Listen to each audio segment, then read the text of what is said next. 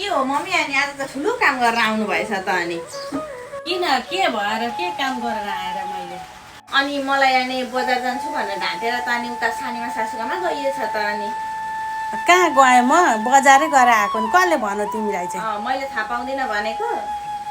कसरी थाहा पायो कसले सुनाएर मलाई थाहा हुँदैन त के कुरा गरेर आउनुभयो त्यहाँ मैले चाहिँ के कुरा गरेर मैले केही कुरा गरेन म कहीँ गएकै छुइनँ कसले भन्यो तिमीलाई त्यत्तिकै भन्यो होला नि सासूबारीको झगडा गर्नलाई के को त्यत्तिकै भन्छन् त्यहाँ आँखाले देखेर भनेका हुन्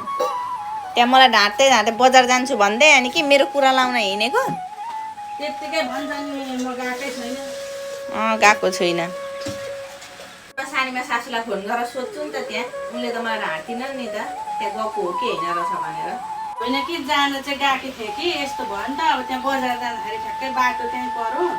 अनि देखिहालेँ म त गइराखेको त सुन्छु अनि देखिहालेँ आइज न दिदी एकछिन बसेर जा भने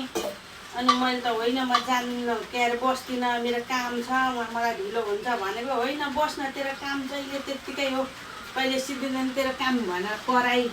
अनि एकछिन गएर बसेँ मैले कुरा त केही पनि गरिनँ केही कुरा गरिनँ मैले कुरै नगरी आएको कहाँ बुहारीको कुरा गर्छु म त्यसरी गर्दै गर्दिनँ बुहारीको कुरा गर्न मिल्छ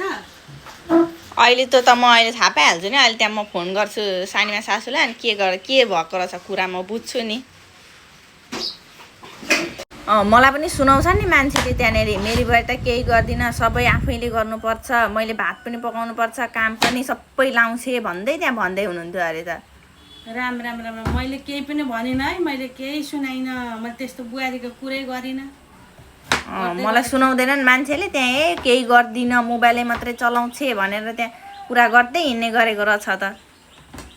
छैन मैले गरेको छैन कसले त्यत्तिकै लगाइदियो होला नि तिमीलाई लगाइदिन्छन् त्यहाँ त्यस्तो कुरा गर्दै मलाई यहाँ बजार जान्छु भन्दै ढाँट्दै हिँड्दै म त्यहाँ भएर सोध्छु नि सानीमा सासूलाई पनि यहाँ बोलाउँछु अनि दुईजनालाई राखेर अनि त्यहाँ मेरो कुरा के गरेको रहेछ म सोध्छु नि अहिले भरे हुन्छ सोध न मैले केही त भनेको छैन आइन्दादेखि त्यहाँ बजार जान्छु भन्दै मलाई ढाँट्दै अनि त्यहाँ सानीमा सासूकातिर कता कता गएर त्यहाँ कुरा काट्दै हिँड्ने होइन नि फेरि मेरो मैले जानेको छु फेरि त काम त केही गर्दिनँ नि के गर्नु सुनाउनु भएको छैन अरूलाई अब यसो अहिले दुःखको कुरा आफ्नो दिदीबहिनीलाई त सुनाउन पाइन्छ नि त त्यो कुन चाहिँ सुनाइदिँदो रहेछ हौ एकछिन गएर मनका कुरा भन्नु पर्यो बुढीसँग भनेको सुनाइदिइहाल्छ नि को रहेछ है फोन गरेर सुनाइदिने चाहिँ बुहारी ल्याएर सुधा पाउला भनेको दुःखै दुखाउने रहेछ मेरो त